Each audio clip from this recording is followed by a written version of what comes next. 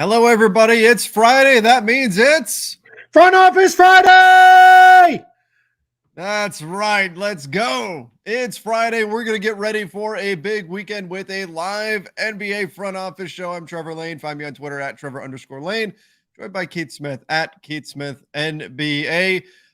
Keith, it's Friday. We've got a weekend coming up.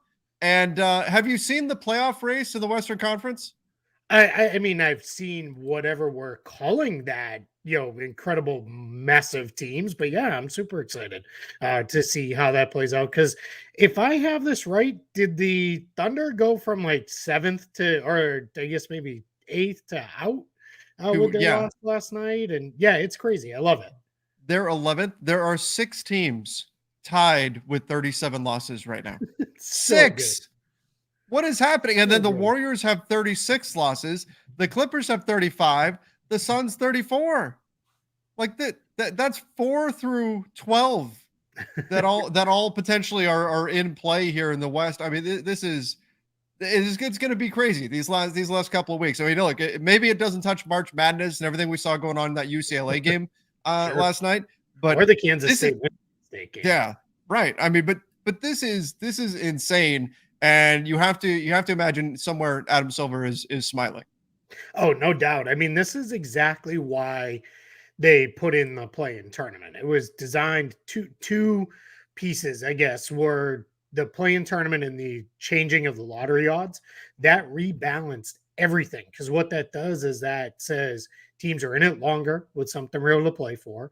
And then teams don't have to be horrifically bad right from the start of the season because there's no reason to race all the way to the bottom. So I think that is, those two things combined have mostly eliminated the more egregious tanking we saw in the league over the years. I think the other really fun part of this too is they have created a kind of secondary race, which is the race for sixth, right? As you're trying to get into that top 6 and push yourself into the assured playoff spot. So that's a whole other race now that we keep an eye on and watch. And that's really a fun race in both conferences because even though the East is a little more defined than the West, around that 6 line, there's still quite a bit to go. So a lot of fun basketball to come down the stretch here.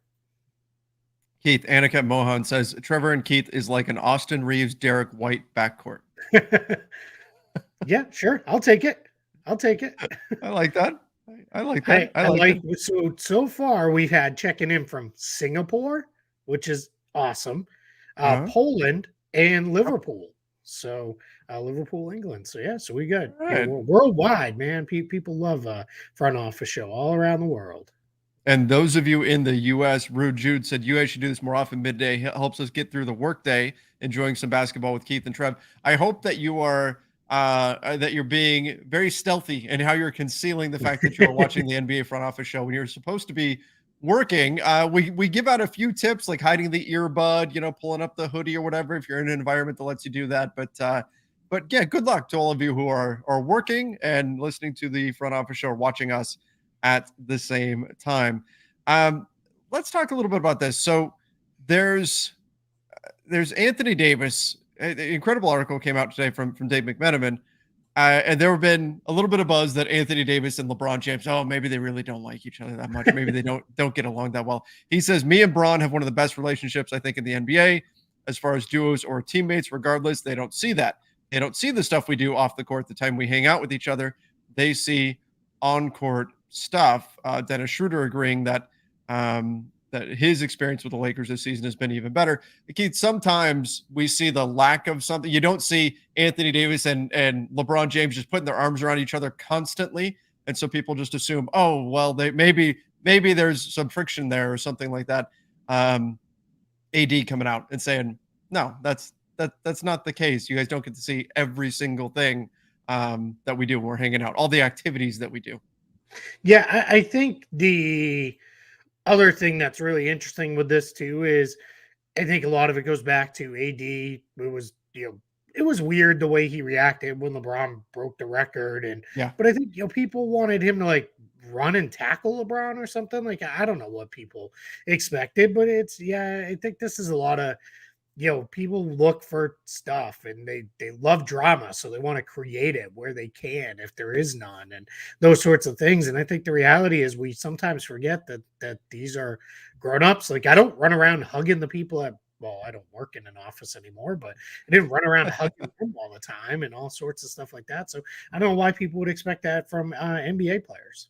So you saw all the craziness yesterday with so Lakers fans, just to put some context here, Lakers fans were on pins and needles, like high alert yesterday, because it was supposed to be the day that LeBron was going to be reevaluated based on the dates that had been put out there and everything.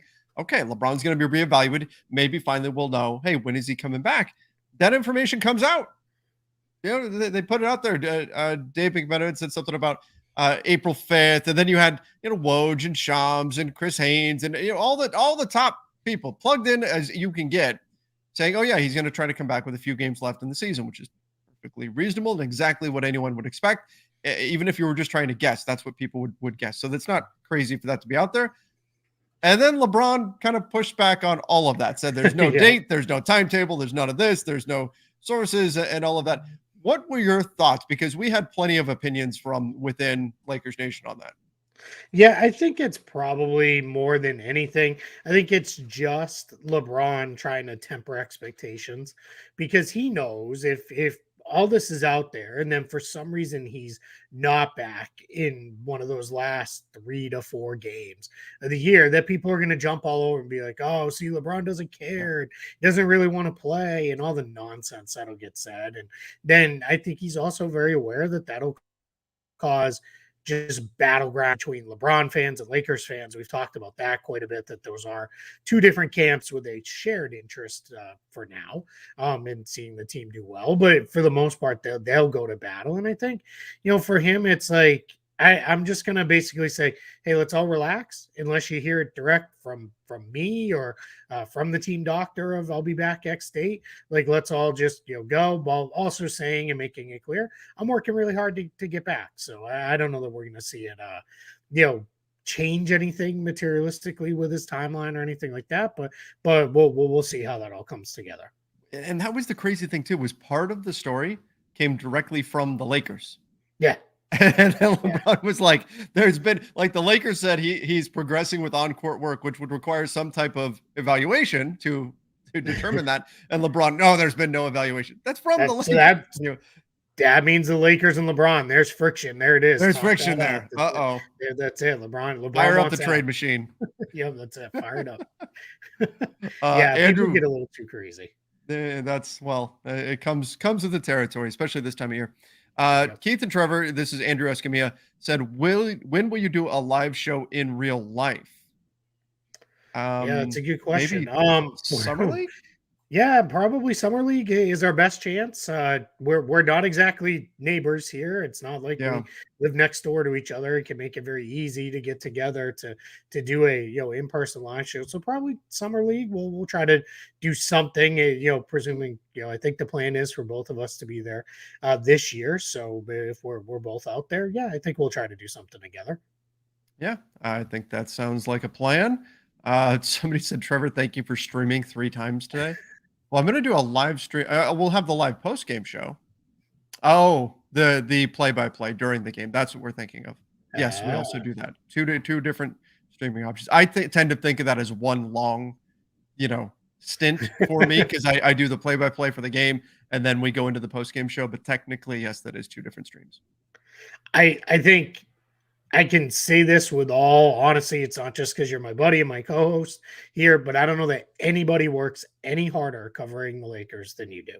I mean, Wow, you thank are you. nonstop all day long. So yeah, I constantly there's times when I'm like texting you, and you're like, yeah, I'm doing a thing right now. I'll get back to you, and I'm like, about what? And it's like, oh, this, Lakers guy sneezed, and fans want to know if he's going to be out tonight, so I have to do a video, and I'm like, okay, sure. Lakers had a passing thought about signing DeMarcus Cousins, so here's we're Yeah, gonna right. we're gonna need to cover that. Yep. Yeah. Yeah, that's the way it goes. But it comes with the territory, and I certainly can't complain. I love it, and yeah, definitely fortunate to get to do this. That's for sure. Bruce Barnes says, Keith, I just want you to know that Trevor said he hates the Celtics more than he likes you. Well, I would expect that. I would hope. When did I say that? He's probably making it up. See, they're trying to start division. I'm telling you, man, people love drama. Oh! I know. So on one of our last live streams, somebody posed this question to me, and I'll ask you this too because I have a feeling you're Okay. going to have the same answer. Okay, so Keith, if you had, let's say, the Lakers offered me a job and they offered you a job, and you and I would work together, or you had the opportunity to go work for any of the 29 other NBA teams, I would go work for the Lakers and you would work for one of those 29 other NBA teams. What would you pick? Same job and everything, like same level of job. With Same level of job, like we would work in some capacity together, but you would have to work for the Lakers or you could work for any other NBA team and we would still it's then the job stays the same. I think I would probably work for another team then, because I Yes. don't think that changes anything as far as our friendship goes. I think we'd Correct. still, talk all the time and be friends. But yeah, if I can get the same exact job with another team, sure. But I've been on record. If the Lakers wanted to hire me to come in and be like an in-house cap guy for them, I would paint my house yellow and purple, 100%. See, that's and it was Bruce Barnes who asked me that question, and I said the same thing. So I'm not offended in the slightest because Yeah. he posed it from the Celtics perspective. I said no, I would go work for another team, and frankly, the Celtics would probably just look at my Twitter history and be like, oh, we're not hiring this guy. Especially recently, where it's been Yeah, like I keep saying Celtics the are playing the Celtics lose. Hornets, and you're like root for the Hornets, and it's like, "Ooh, Yeah, why does this impact the Lakers at all?" it Back doesn't. It doesn't. It's just it is. asks I'm if the embracing the Celtics. petty. Yeah, you should be. That's how it should be. Bagsky asked if the Lakers and Celtics do meet in the finals, will you do a live stream together to analyze the game play by play? I don't know that we'll do the play by play Yeah. together. We both cover games live very very differently. Hmm. Because I do a fairly long, extensive write up after the games, so it's a little bit different with that. But I think it's we probably maybe something post game. I would assume we would do or something like that. Yeah, exactly. We would do a post game or something along those lines. Bruce Barnes, no, it was not offensive at all. It was a funny question. Yeah, It was funny. I okay. liked it. Um, You guys, get those questions coming in. Keep them coming in. Front Office Fridays is your show. This is your chance to ask whatever you guys want to talk about, whatever you guys want to get into. We're happy to pull questions from the chat and go mhm. from there. So this is your show on a Friday. Would you guys switch teams for one day from tweets to your wardrobe? LOL. What like what was that? What was that movie from ages ago? Parent Swap or something like Yeah, that? yeah, Was that parent, it? yeah, something Freaky Friday, right? Yeah, but there Where was the the other one, like Lindsay Lohan oh before she was Lindsay Lohan. yeah, isn't that Freaky Friday? I don't know. Parent Trap? Parent Trap. Maybe that's it. Okay, Right? maybe I don't They're, know. they're, they're twins and they switch lives or something. I Yeah, don't know. maybe. Might be. But the answer is no. I don't own any I don't own anything that's purple and yellow. So Yeah. I certainly don't own any Lakers gear. Yeah, and that and us taking over each other's Twitter accounts would not go Yeah, very they would well. just people would be weirded out by that and they wouldn't understand it. So Okay. Rude Jacob says, what are your opinions on the best? I What do you don't think that is understand what there? that means. The Is best it supposed to be conference? for the playoffs. I'm guessing it's what is the best outcome? Like what matchups do you want to see? How are we hoping Oh, okay. things settle? Hmm. I mean, as always, we hope the finals is Celtics Lakers. That's but that's just complete, us being biased for both ways and living in the NBA elitism as we do, that we would like those to be the top uh teams there. Oh, he I don't says know. it's I mean, contenders for the playoffs. I best mean, contenders for playoffs. I mean, I think we're there, right? We kind of know, yeah. like contenders section, make it or contenders. I want to be fair and answer the question with what he's intending. Like teams that have the best chance to win in the playoffs. Yeah. I mean, I think the best teams to win, like what Denver, Memphis, Phoenix, when they get KD back, right? Those are probably the top options in the West, and then of course Mhm. Milwaukee, Boston, Philly in the East, and then I think there's a tier break, and Got it. You can go from Yeah. there. So That's what yeah, I would Milwaukee. guess. Yep. It's those three in the East for me. I don't think anybody else in the East has a chance, and I would probably rank them Boston, Milwaukee, Milwaukee, Boston, 1A, and Mhm. then Philly just below. I don't see anybody else from the East getting through. For the West, it's far more wide open. I think Denver for sure can, Mhm. maybe this is the year. I think the Suns, the Warriors, I'm not going to count them out of the mix by any means. I think the Grizzlies, if they can get Good point. guys back and kind of resettle enough time, if Paul George can play, I'm going to put the Clippers in that mix too. Um, and it's not that doubting the Lakers. I just think it's really hard to win three series on the road as Mhm. a That's much fair. lower seed to get there. But I think I mean, I wouldn't be surprised if they would make a if they could make a run too, because just you've got LeBron, you've got AD, and now you have a roster that really makes a lot of sense. Yeah.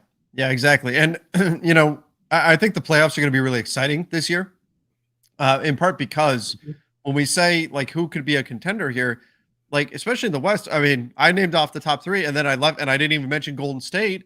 I mean, I guess maybe with Golden State, it's more important than any team in all of history if they have home court advantage or not, Yeah. given their road record. But you've got these teams that could at least pose some type of a real threat.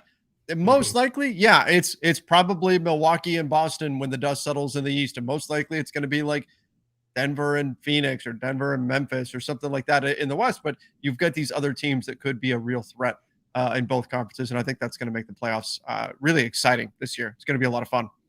This is a good question, and I don't fully know the answer to this.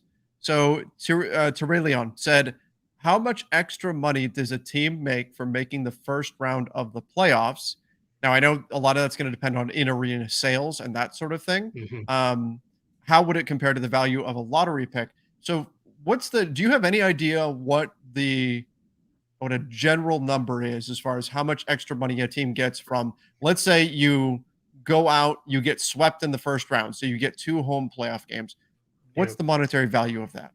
Yeah, and this just actually came up a couple weeks ago when all the revenue sharing came out, which is a combination of the tax money plus the additional revenue sharing that happens in the league. And part of what happens in that is playoff games, and are they um, playoff games in big arenas with big fan bases that will sell out? So the Warriors, for example, making it all the way to the finals, made a lot of money for everybody because everybody gets a chunk of that money.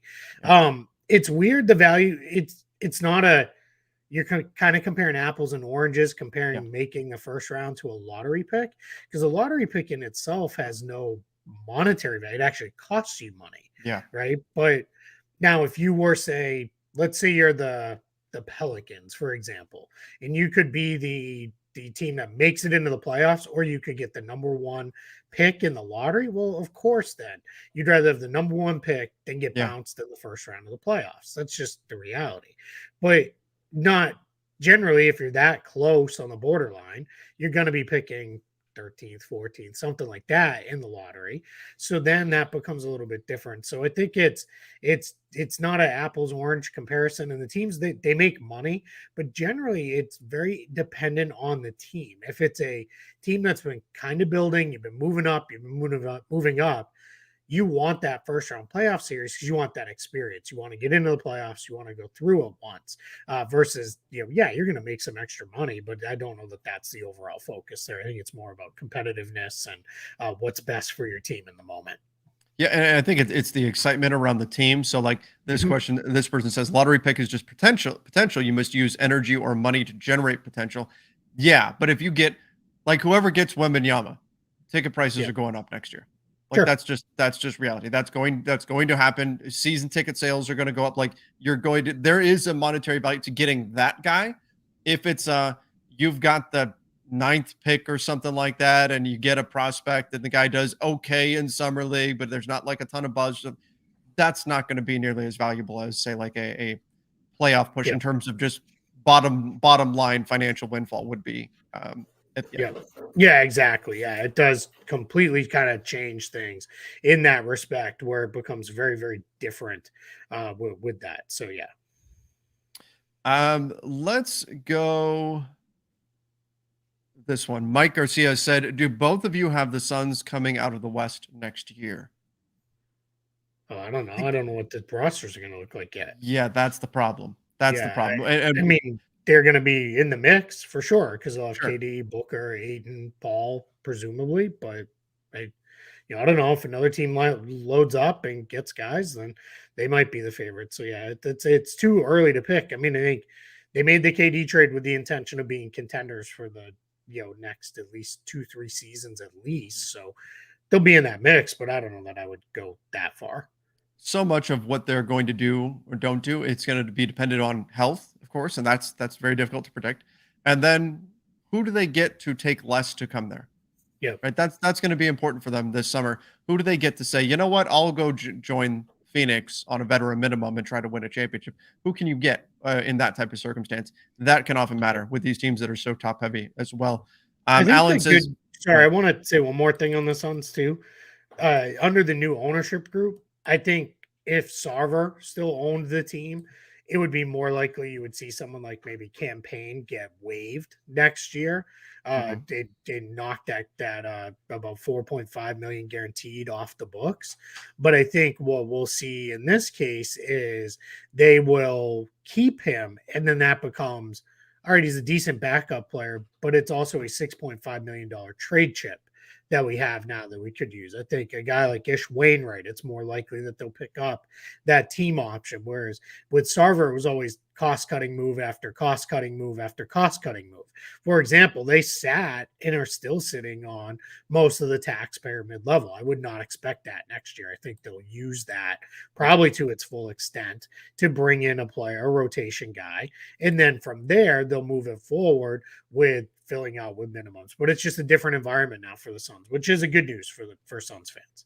Yeah, yeah, absolutely, and they're going to be much more willing to spend. Alan says, "Do you see a team trading a haul to get Damian Lillard?" No, Um, because I don't think they're going to trade him. yeah, I mean, I that's don't. we can keep bringing it up and bringing it up, but he doesn't want to trade. They don't want to trade him, so it's not. I I don't know that we're ever going to see this happen. We're kind of conditioned to just assume that he's going to be traded, right? Because this is what happens if there's a really good player on a team that just can't quite get over the hump. Ultimately, that player wants to go somewhere else where they can, right? Where they can win a Mhm. championship. Maybe that's not as important to Damian Lillard, and I'm not going to fault him for that. That's okay if he's made Yeah, the decision. You know what? Being a guy that's on one team for my entire career, having this establishing what I've done here in Portland and seeing that all the way through is more important to me. That's fantastic. You know, more power to him. And he stands out in an era where we're seeing guys jump around team to team more often, which has been great for the league. Don't get me wrong, but um, if Lillard says this is my priority, and if it's clear that, and I think the Blazers will still try to win. I'm not saying they're just saying, well, we're done and throwing their hands up. I think they'll try to win, but if the reality is that they just don't have an opportunity to do that, and he's made the decision that staying in Portland is more important than jumping ship and going and finding a contender, great.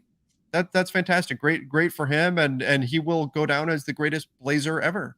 yep, yeah. I He mean, he may is he probably already? already did. Yeah, I Yeah. think so.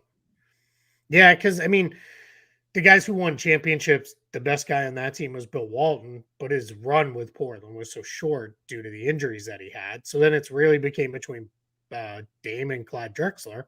And yes, Drexler got them over the hump a couple times and into the finals, but never, that never won one. So I think that's always going to kind of, leave them a little more even in that respect. And then I think Dame has the full, he's been there. He's been there, longer by the time it all ends because, Clyde didn't finish his career there. He ended up finishing out in Houston. So I think he's not going to go anywhere. And that's why for me, I don't even get involved in those trade conversations really anymore because I just don't think it's going to happen. Yeah. Yeah, I agree. Sam said, with all the drama with the refs this year, do you think the league will do anything next year? We've had a number of different people commenting on the state of NBA officiating and how it's been and how it's not been good and all of that. The NBA, they're constantly looking at things or during the offseason. They're constantly looking at how can we improve the product. We know every year it seems like there's a new focus for the refs. This year, which the take foul rule. In years past, it's been not rewarding players who initiate contact on the offensive end, and that kind of there's ebbs and flows to that, which we've certainly seen. But do we see anything significant happening this summer with officiating? Given there's been a lot of high profile blown calls this year. Yeah, we've had that. We've had players singling out referees more than I think we've ever seen in the past. I think we've also seen things like, for me, I've brought this up on Twitter, is we have seen more pool reports at the end of games. It used to be we would get like two or three of those an entire season, and now some nights we get two or three of them. And I don't know if it's just more reporters are like, "Hey, we can ask for them, so let's do it," or if it's just, there's more going on now than has gone on before. So I think we're probably hitting a point. Let's see what happens in the playoffs. If there's a real mess in the playoffs, then I think it becomes even more important that we do some Mhm. stuff as far as let's figure some things out here. But I don't know how you fix it, because I've watched a lot of college basketball over the last 2 weeks.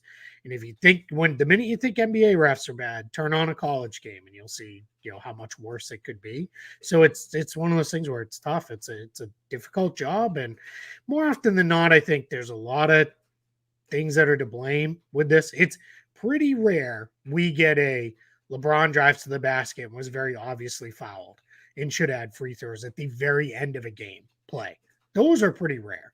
It's more something happened with 6 minutes left in the third quarter that was egregious, and you had a whole 18 minutes of game time to make up for it. And in those cases, that's where I think the league's kind of like, hey, we get it, we blew it, but you had enough time to come back from that and fix it. So it's chicken or the egg a little bit, I guess. Is it as big a problem as it seems? I think there is something going on though, and we'll see something come out of this for sure. I mean, people say like robot refs and stuff. It's just not Yeah, possible with today's yeah, technology for the NBA. Like baseball, okay, the strike zone, right? yeah, You can do that, but sure. there's too much going on a basketball court to try to do something like that. The technology isn't there, and so because of that, you are in some ways limited to just the frailty of human eyes and ears and Mhm. all of that, right? That's just these guys are going incredibly fast. These are some of the greatest athletes on the planet, and a lot of them are doing things with the intent of fooling the referee. So not only do you have this incredible speed, this game that can be played at a breakneck pace, but you also have guys that are doing things to try to get the referees to make a call in a Yep. certain way. So it's an extremely difficult job. It's a difficult thing. Now, I will say though, the one thing that I think they can address and maybe should be addressed is we've seen a few players that have talked about the interpersonal relationships between players and refs have not been good this year. That you've got certain Yes. referees who aren't willing to talk to the players, don't want to hear it. There's maybe some inherent bias there, just with a certain referee's personality not meshing with the player's personality or whatever. That type of thing, that's something you can actually improve. You can't improve the human eye's ability to pick up on these things or whatever, but the relationship side, that's something you could make some strides on this summer. Yeah, and somebody in the chat said 4 or 5 refs. I don't know that we need that, because then you're getting into they're going to be in the way. Where are you going to put Yeah. them that they're not in the way? With that, definitely no more review. I would honestly, I'd be in favor of just get rid of the reviews altogether, versus adding more to the review process, because I'd rather just, all right, they made a mistake and we'll yell about it for a day and then we all move on, versus seeing every night. All right, cool. What a fun back and forth game. Let's have a 5-minute review while we, Yeah. slow things down to a speed no one could have ever seen anything at. So yeah, I'm not big on that. Let's see. Oh, somebody said hello from Australia. So see, we Hey, got good day, in mate. people coming in from all over the world and hanging out, talking some hoops with us. Let's see what else we've got going on here. I went Oh back because man, I thought I saw do you want something. do you want to talk a little bit about Kyrie here? Sure, All let's do right. it. Bagski said Lakers signing Kyrie would result in 3 stars, a taxpayer mid-level exception player, and 10 veteran minimum guys in Max Christie. Same result if a sign and trade is executed to get Kyrie. No can do. Uh, Nope, can't do a sign and trade anyway. They wouldn't be able to. Can't do a sign and trade if the at the end of it you'll be above the taxpayer or above the tax apron, and they would end up above the tax apron in any realistic sign and trade Well, they could do. So and that's the point I was making. People have been saying this is just to give you a peek into Lakerland. Whenever D'Angelo Russell has a bad shooting game, it becomes double sign and trade, D'Lo for Kyrie, D'Lo for Kyrie, right? Like that's what we see, particularly after that Dallas game when yeah, Kyrie was great, D'Lo struggled, so it was D'Lo for Kyrie, double sign and trade. And I was trying to explain that because people think, oh, you could keep most of the roster, do a sign and trade, and you're good, off you go. I'm like, no, actually, you would have to. It would almost be the same as if you were signing him in free agency, where you have to gut the entire roster and then get him to take 35 million or something like that, or 34, 30, whatever.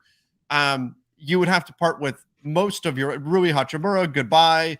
All Malik Beasley, goodbye. Like all these guys, you would have to say goodbye to in order to execute that double sign and trade, and then you're dealing with a hard cap. yeah, and that's it, and that's yeah, it's certainly not going to happen. I don't think. Um, I think it's most likely Kyrie resigns for a full max in Mhm. Dallas, and then we probably have something within a couple years where he doesn't want to be there anymore, and he's off to another team. That's and if you're the Mavs, you hope it doesn't end up costing you Luca, where it upsets you so much that you lose Luca too. And that's not me hating on Kyrie. It's just that's how it's gone now. The last 3 places he's been, he didn't want to be there anymore, and asked to move on to a different place. And that's not necessarily even a bad thing. I just think you need to be prepared for that if you're a team. Uh, Somebody says my hat doesn't fit me. Okay. This is like my favorite Your hat. hat doesn't fit you? Why Come doesn't it on. fit you? Yeah, how does it not fit me? Yeah. I tilted At it up a least little build your bit so name on because my lights are coming from above, and so it wouldn't cast too much of a shadow. But it. I mean, I like it. The black on black eh, looks good. thank you, Yeah. thank you. Somebody Uh, said way earlier, they asked, we, Tam the pessimist said, we probably are really familiar with Trevor's Lakers background, but what about you? How did the Celtics make your heartbeat? I grew up in Boston in the Larry Bird era. So it's that simple of an origin story for me as a Celtics fan. It was like, grew up there. Every kid wanted to be number 33. Every team I played on, when they were like, what team, what should we name our team? Whether it was soccer, baseball, or anything, it was, we want to be the Celtics. It got mm, so bad in my hometown, in our biddy league basketball, there were no Celtics anymore. They got rid of them because everybody was so angry if they weren't on the yeah. Celtics. So yeah, I mean, it's probably like a lot of guys my age who grew up on the West Coast with Magic Johnson. It's the very, very similar story there. So yeah. Yep, I remember that well. We all wanted to be the Lakers. I wound up on the Clippers, Keith. It was I was on the Clippers. That was my first team too. And you was know it what's funny? My first year on the Clippers, we went 0-15. very So in the very very we Clipper only like, won 3 games. especially during that era. Yep. Yeah, exactly. It was I remember I got super into I became a really big Danny Manning fan because it was like, well, Oh, I'm on the Clippers. Who's on the Clippers? And in Massachusetts at the time, I was getting I would ask my mom. My mom was like first edition newspaper lady. Like she'd get the first edition of the paper. So the West Coast scores were never in there. And then oh, I'd be like, can you pick me up a late edition too? So I can look at the West Coast box scores? Because keep in mind, I'm old enough. There was no internet to just pull up the box yep. score and look at. So it was, you were waiting for the newspaper. Oh, back in the day. Danny Um, Manning and Pooh Richardson back in the day. Poo poo kachoo. Alan says with the Thunder getting Chet back next year, what West teams do you see potentially falling out of the playoffs? I I mean, like this question. what's that? I like this question. This is a fun Yeah. one. And I think the Thunder, look, even if you didn't add the part about Chet being back next year, I Mhm. think the Thunder are going to be really good next year. I Yeah. think they've got a lot of opportunities this summer. I think just there's going to be that organic growth from them because they're such a young team and they're playing tremendous basketball. Um, I've loved what we've seen from them. So, who is it that you see as the Thunder are most likely rising, or at least as we could predict right now, going to be rising next season? Do you see teams taking a step back in the West and maybe falling out? I do. I think if we get into some of the teams that are currently above them in the standings, uh it's very easy to see everything kind of going sideways on Minnesota. A couple of other guys are a little older. That could really end up super messy for them. I think the Warriors, they're already hovering around 500, and if they continue to just be old and injury prone and those things, that could be kind of messy in that situation. Let's see what the Lakers do. I'm not trying to pick and cause a fight here, but No, let's you're see what fine. happens. Right? I mean, they've got work to do on the roster, so that's a the team for sure that you could see. I think the teams that are behind Portland already, or behind OKC, like Portland and Utah, San Antonio, Houston, they're going to be better than those teams. New Orleans, if Zion and Ingram continue to miss time, I think OKC will be better than them. And then Dallas is another one that they're in a weird spot roster wise. So yeah, I think there's a lot of opportunity for teams. And then one of the teams I didn't mention, the wheels will come off and it'll all go sideways for them because that's how it goes every year. Some team is always never as good as we think they were going to be preseason. Well, and that's just it. Think about how many teams you named, and then you just mentioned, injuries. Like that's you just never Yeah. know. You never. I Yeah. mean, it's possible the Thunder suffer some injuries, and then they can't, get where we expect them. The Mavs though, they haven't been as good. I don't have the exact record with Kyrie in front of me, and I know they've been dealing with injuries, but I don't think it's been exactly what they hoped it would be when they paired Luca and Kyrie. Yet, a long way to go, and there's some growing pains in the beginning, but should the Mavs be concerned at all at this point? Keith, I think you're muted there. I am muted. There we go. There you go. We'll figure this out eventually. It's only been like 4 years of doing this. That's all. It's the roster's a mess around those guys. It's I am now kind of in favor of, all right, if you're not really gonna fully like lean into playing Christian Wood, maybe try to use them in a sign and trade for guys that you think fit better around the guys you have. They have to add real rim protection because let's face it, if you're building your team around Luca and Kyrie, you're never going to be in a position where you're going to be a really good defensive team. So you need somebody who can clean things up behind them. And then you need shooting and defense around those guys. You need guys like Josh Green to continue to develop. You need to go get your version of Contavious Caldwell Pope, Bruce Brown, those kind of Mhm. guys. But your challenge is you don't have the resources to do it. So you're just kind of stuck. So unless you're gonna start throwing more draft picks into trades, which kind of makes it important, right? That they only sent the one pick, which is pretty far down the line now in the Kyrie trade. But unless you're starting to send more picks out, you're probably kind of stuck-ish, and that's a roster it's not terrible, but it's just not good enough. Yeah. Yeah, and that's just it. Like the Mavs were permanently in that position of who are they going to get to play alongside Luca? Now they got that guy, but are you able to build a team around the two of them? And then do those two guys fit well together, Kyrie Mhm. and Luca, to the point where you say, okay, this is it. This is our group. And let the titles come, or let at least the championship window is now open. And I don't think you can say that just yet. Now, again, though, it takes time for players to figure out how to play together. And maybe by next season, Dallas has put some different pieces in place. We talked about this, I think it was day before yesterday, that one of the downsides of the trade deadline being when it is in the schedule is sometimes it's hard to make that move and then Mhm. build that chemistry and everything before the playoffs. So what we're seeing out of Dallas right now is not what I'm assuming their final form, as it were, will be.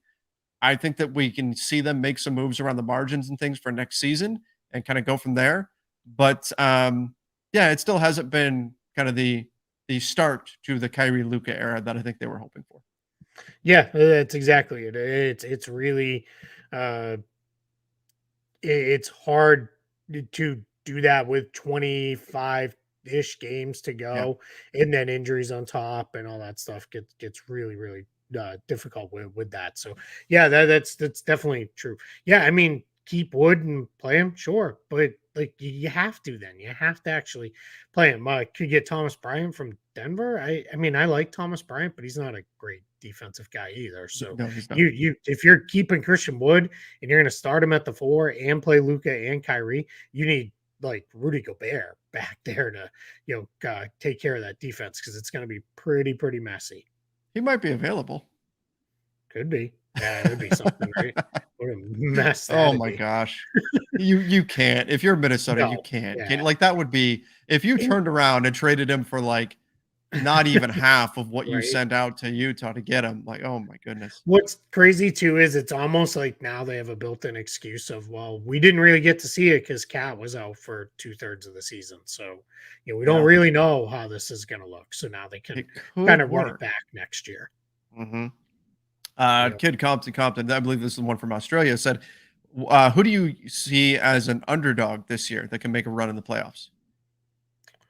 The Warriors for sure. I'm Yeah, not out on them yet. I already said it. I think the Lakers could be tough. I think, despite just crapping all over them, Dallas could maybe do sure. something. In the East, the only real team outside of the top three that would be an underdog, because I don't think anybody considers Cleveland to be like a real underdog, would be Miami. And that's just believing in the history there, right? Of Spoelstra and Butler and those guys. I think they'll be a tough out as well. But it's more teams in the West just Yeah. because the teams at the top you don't feel super confident in because they haven't done it yet in the playoffs. Denver, Memphis, and obviously not Sacramento. It hasn't been there, so you certainly don't know what to expect with them. So yeah, I think you are in a position to believe in the teams below more so than you are in the East. This is an interesting question here. And I agree with you that the West probably has more opportunity for an upset than the Eastern Conference does. But Cyrax said, why is it so difficult to build around Luca? They had the same question as the Cavs building around LeBron in the first stint. Why is it so? I mean, Luca is an incredible talent. They run a very, I mean, now you've got Kyrie, but before Kyrie, I mean, a very heliocentric system, right? Where it's everything revolves around Luca. What is inherently so difficult about putting together a winning roster around him? It's what you just said. It's everything revolves around that player. When a player is that ball dominant, you need guys who are one, they're really good away from the ball, whether it be as cutters or shooters. And then you need guys who are fully willing to buy into our main contribution here is going to be what we do defensively, while then also making some shots. Yeah, So Luca I've said this basically since year one. He is the European white right-handed version of James Harden. That's with the Rockets. That's what he is. That's what the offense is. It's the same thing, right? It's you got to put defenders around him. You got to put guys who can hit shots, guys who will cut, and guys who will really be okay with that role. You need PJ Tuckers of the world, the Patrick Beverleys of the world. The Mavs have not hit on those guys necessarily. Even their guys who I think are in a spot where that's where they want them to be. Those guys are still like Reggie Bullock and Tim Hardaway Jr. They need yeah. more shots more regularly to those kind of things. So that's where it gets to be a very different position for Dallas compared to where Houston was. But that's what makes it hard. When you have a guy like that who is they're going to be the thing everything runs through. Then you've got to get it figured out with all of the spots around them, and that's a hard thing to pull off. It is, and it's as you said, that's not easy for a role player to step into that sort of situation, knowing, hey, we might go 10 possessions and I don't touch the ball, Mm-hmm. right? Yep. That's not And if easy. I'm a big, I got to keep running the floor hard every Mhm. time because if I don't, the one time that I didn't is the time I could have got it. Right. So Well, you got to, that's hard to ask a guy to do. but here's the other piece to this that makes it that much more difficult. If you look at where value is in the NBA, who's getting paid right now? Hmm. It's the kind of guys that the Mavs need. Those are the guys that are becoming expensive. When we look at, I'm not talking about max salary guys, but if you have a traditional big, back to the basket big that can't step out and shoot a three, but is a pretty skilled player, and you have a wing that can shoot the three and is an equally skilled player to that big, the wing is getting paid several times more than the big is, simply because everybody is looking for those wings that can shoot the three, that can defend a little bit, has size to switch defensively, right? Everybody's looking for those guys, and that is what the Mavs need. That's what so many teams need. Really hard to get those guys because the demand for them is just so high. Yeah. Yeah. That's exactly. No, you're spot on with that. It becomes very, very hard to build your roster in a way where it is sustainable because you're going to find the right guys and then to your point, pay them. Somebody mentioned Ryan Sproverio. Mhm. Sproviero, says not keeping Brunson. Yeah, that's true. It's When you also find somebody who does fit with Luca, you probably should have done more to try to keep him. yeah. Steven says, can you guys rank your top 5 players ever or this season? Assuming this season? Yeah. Top 5 players this season? If it's or just top 5 players in the league right now, yeah. Tell us, Steven, what it is you're asking, and then we'll do it. Yeah. Is it ever or you're talking about right now this season? Let us know. And we'll get to that. This is something we should mention that maybe isn't getting enough coverage here. Kawhi Leonard is, man, he has been killing it lately. I don't know if you saw the Clippers and OKC last night. OKC is tremendous, and they were going blow for blow with the Clippers through the first half, good part of the third quarter, and the Clippers pulled away. But the Clippers were hanging right there with OKC. I felt like because Kawhi just didn't miss. I mean, just every single pull-up jumper was just going down, and he doesn't even put that much arc on his shot. It's a little bit of a flat shot, and it just goes in. He even has and he gets the friendliest of rolls. Seems like every single time he is playing some absolutely incredible basketball, and that's going to be critical for the Clippers right now, who are maybe in position to pass the Suns. Right, they're tied in terms of the number of games back. The Clippers have one more loss, but they could potentially pass a Suns team that has struggled without Kevin Durant. Now no Paul George for the Clippers, but if they're going to do anything here, even if they're just going to hang on to the 5 seed, Kawhi's going to have to continue to be great down the home stretch for them. And so far he has been. Yeah, and we talked about it a little bit too when Paul George got hurt. Who are the like making it just staying alive? And does Kawhi need to play back to backs now? Do you kind of still continue with the path you've been on, or do you need to leave him in there longer and those kind of things? So definitely in a spot where we need to see a little bit more parlay out of him. But yeah, he is playing unbelievable. He has been absolutely dominant. All right, Steven came back. He said top 5 current. Oh, top 5 current players in the NBA. I mean, I think the 3 MVP candidates are the easiest ones, right? You go in whatever order you want to put them. Giannis, Embiid, Jokic, right? Those 3 are in there. 4 and 5 is, I think, For me, it's Tatum and Luca. Okay, so you go Tatum and Luca. Yeah, I think that's. I can see it. I can see going with that. I mean, who else? I mean, I love like KD, right? But he's been injured. Yeah, he's only going to play 60 games a year. That's the problem. Those are the problem with KD, LeBron, a couple guys like that. So yeah, this actually wasn't that hard for me to get to those 5 guys because I think they're either incredible or they're just a notch below incredible, but available almost all the time. So, but I mean, we've given them a lot of praise already in this show. And I've been talking about a lot because I've been talking about, OKC and they're playing the Lakers tonight and they're playing the Clippers last night and they're mixed of the playoff race. Shai Gilgeous-Alexander is not far off. He's not far off from being in that mix. He has been absolutely fantastic. He gets to the free throw line essentially whenever he wants. He gets to his spots. And this is what I tend to look for in a young player when things really click with them. And I don't think it's not like they suddenly clicked for SGA, but he gets to his spot with ease. Like it doesn't look like he is trying to figure out what to do anymore. It looks like the game has slowed down and he just knows exactly where he wants to get to, exactly where his shot's going to come from. And he knocks it down with insane proficiency. I mean, he's over 50% from the field right now. He is, if he's not in that mix for top 5 right now, I think he is next season. Yeah, I agree with that. He's definitely an all-NBA guard for me, for sure. And somebody asked, will Jaylen Brown make all-NBA this year? There's major contract implications with that. And, if he does, will he make it as a forward? He almost has to make it as a forward because the guard line's just too loaded for him to make it. But, yeah, I'm with you with SGA. He's right on the borderline with that. Ja is up there too. I mean, he's, absolutely incredible. Steph still, I'm not Mhm. going to take Steph out of that mix either Sure. yet. So, I mean, the main thing is every time I look at this, I'm like, man, this league is just so loaded with talent now. I don't remember any time the NBA has ever been deeper than it is right now. It's crazy.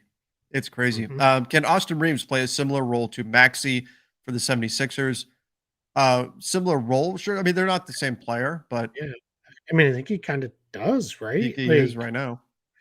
yeah, whether he starts or comes off the bench, his main thing is like get play make and get us baskets. So yeah, I think it's probably yeah, they're not the same kind of guys, but yeah, I think so. And he's a better defender than Maxi is, Mhm. which is also a slight benefit to him being in more different kind of lineups. Because I think if Doc Rivers had a better option at the end of games defensively to put out there, I think he would. But he doesn't really have one, so he just runs with Maxi at the end of games. But yeah, I mean, Reeves is really good. All right, let's do one more here. This is interesting. And because I think this I want to say James Harden did this. Kegels Bagels. Big question.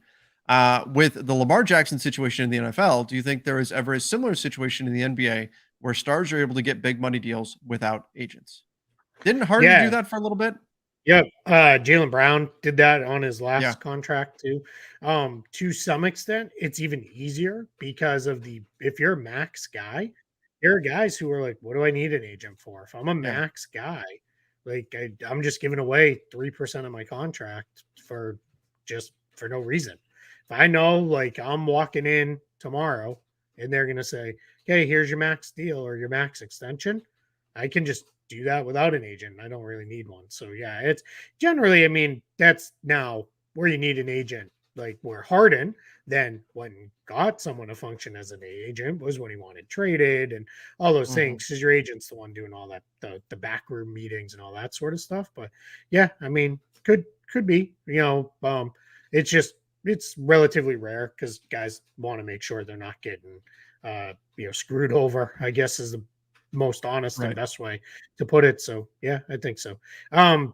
Guys, let's not now you're going nutso in the chat. Sorry to get off topic here, Trevor, but it's people are comparing SGA and Austin Reeves. Like let's Oh, settle down. it's not. I think people are doing. I'm assuming anyway. They're joking, Yeah. Hopefully but that's having some Friday fun here. Or, yeah, maybe they've dipped into the after work beverages a little early on a Friday. that's possible. Yeah, it's Yeah, 5 o'clock somewhere, right? yeah, it's true. Yeah, Um, probably. yeah, yeah, exactly, exactly. Yeah, All right. Stockton and Ray Allen make deals without agents. Yeah, maybe somebody asked too, and I wanted to get your thoughts on this. And I thought it was Yeah. kind of it was sad, but also kind of touching on the impact with it. Did you see the KG stuff about part of why he made up with Ray Allen? I don't No, know I if you didn't. caught it. Uh-uh. It was because of Kobe passing. He was like, Oh, after Kobe passed, he's like, I was like, I can't, like, this is stupid. I can't go the rest of my life being mad at Ray Allen over yeah. basketball stuff. He's like, that was my brother, and all that stuff. So, that's that to me, wish it didn't happen. I'd rather Yep. have KG still mad at Ray Allen. But it's it's kind of interesting to see him talk about that. Like after he's like, that was enough. I don't need to do that. Certainly makes a lot of other things in life seem very trivial that we get very Yep. wrapped up in, right? And that's and look, that's Keith is part of why we do what we do is we can get Hmm. absorbed in this stuff and everything, and that's it. And it's obviously important, but there's things that are much more important. I think that's and glad that KG and Ray Allen did that. Yeah, yeah, absolutely. I mean, and that's the good thing, there for sure with this. There's a lot of good stuff in here, guys, but we are basically up and out of time here on Friday. So Yep.